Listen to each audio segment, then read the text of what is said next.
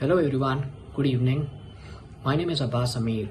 At the end of 2021, I had severe issues with my cervical disc. It was a cervical disc protrusion, and I had consulted several top doctors in Mumbai, and I was kind of almost bedridden. Couldn't stand, sit, walk.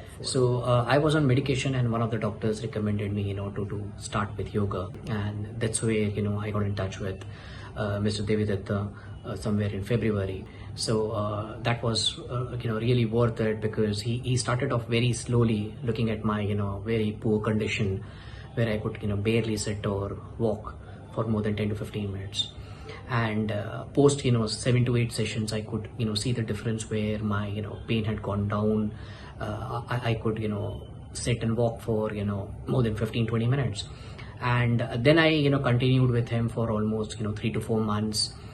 And post that, I've seen some really good results, and now I can confidently say that I can sleep well with minimal pain. I can walk for 40 to 45 minutes. So strongly recommend Mr. Devidatta. He's really helped me come out of this acute pain. I was in a very bad condition.